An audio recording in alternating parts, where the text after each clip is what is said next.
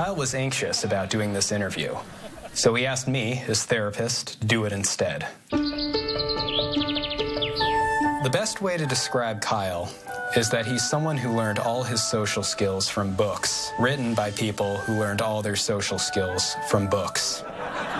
Kyle's been performing magic since the age of 10. Kyle does magic because he has a latent and persistent compulsion to lie. To help Kyle overcome stage fright, we intend to build him up gradually. First, he'll perform for inanimate objects, then fish, then parrots, then flamingos, and then finally asbestos. I think that Kyle will be able to perform for Penn and Teller. The therapy has never failed, and I have no doubt that he will flourish. Well, thank you for the interview, and I wish him the best tomorrow. Good night.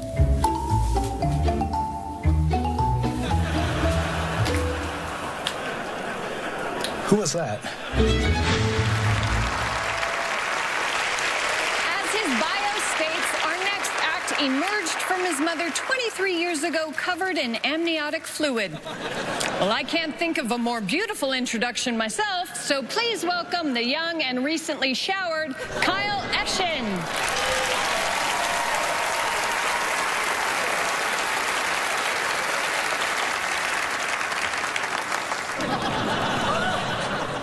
So obviously, I'm a magician.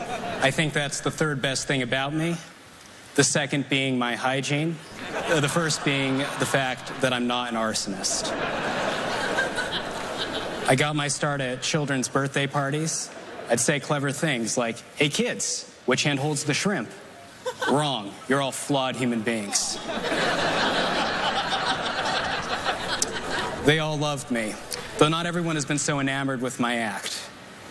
For instance, and this is a true story, after one show, a woman walked up to me and said, "You're rather socially awkward on stage. Do you have Asperger's?" And I thought that was a strange question to ask, because that's usually my pickup line. Now that the persona has been established, we can proceed with a rather disappointing miracle. That requires the assistance of a member of the audience. If you, sir, would mind joining me on stage, let's have a round of applause for him as he makes his way out. Thank you very much for coming up here. If you wouldn't mind just standing here. No one likes to be summoned from the crowd to assist a magician, so I do appreciate it. This trick requires a very special prop, which I keep in a very special place.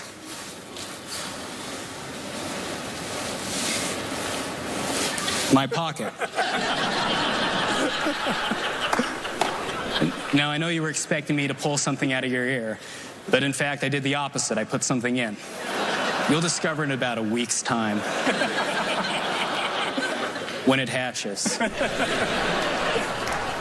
Magicians are terrible at dating, so we need some mechanism by which to pass on our genes. Who knew that magicians reproduced in the same manner as the African botfly? The real secrets of magic revealed. We have here a rather unusual deck of cards, blank but for a list of my favorite things.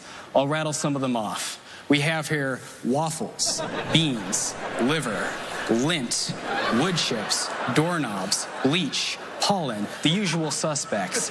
The important point is that they're all distinct. There are no duplicates among them. I actually have a compelling theatrical motivation for having these, but I'm going to skip that because nobody cares. We require one of these cards to be picked, one item to be picked. So as I run my thumb down the side of the deck, please just say stop anytime. Stop. Here? Yep. Please hold out your palm up. I will deal you that card. And please cup your other hand beneath as if holding water or perhaps bile. My favorite emulsifier, though I don't think I'm alone in that. Notice, by the way, I say water. He cups his hand one way, or bile. There's a slight shift in posture. Say what you will about this guy, but this is a man who understands fluid dynamics. And that is the most important quality a human being can have. So I just want you to know that. We have here a silk handkerchief, the last remaining prop, and I will Non-verbally display the fact that it is empty by flinging it several times toward the gentleman. Now that I've established dominance, I will reveal the name of the item selected. And you might not be able to tell this at home, but the mood in this theater is tense. Lentils. You picked lentils. Now, earlier I warned that this was going to be a disappointing trick, but even I cannot anticipate the extent. Please keep your hands cupped, sir, and rivet your attention to the handkerchiefs. Watch.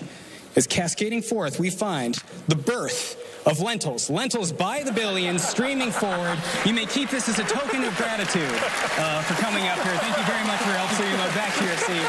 My name is Kyle Eschen. Thank you for your attention. Wow.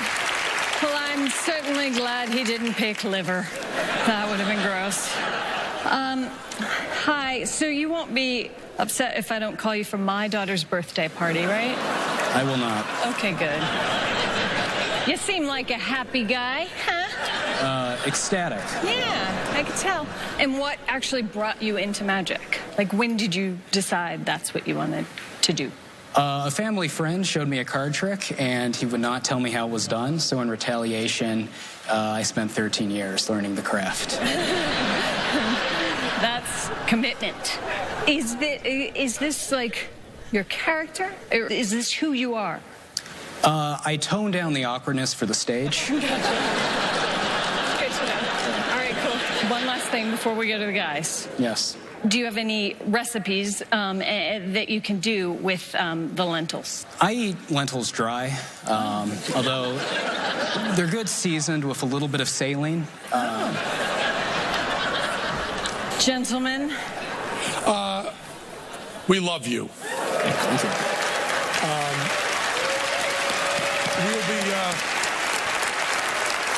And we are going to be seeing you everywhere for the rest of our lives.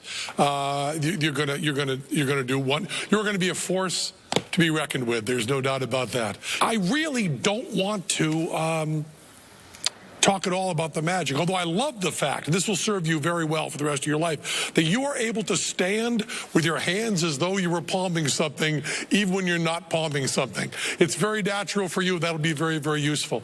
But I want to say that you did something truly impossible and truly amazing here. The best thing we can say about you is you are doing something that many, many magicians try to do and very few pull off, and that is, whether you fool anybody or not, you are funny. Really funny. That compliment is better than any trophy, right? I mean... That is true. All right. It's a worthwhile trade-off. Right, but you know that you probably didn't fool them, but... Not at all. That they might become a trio with you. No, maybe? You're just so funny, so great. Yes, you are so amazing, so wonderfully amusing, and slightly scary, but we love you. Okay, so thank you, Kyle Eschen.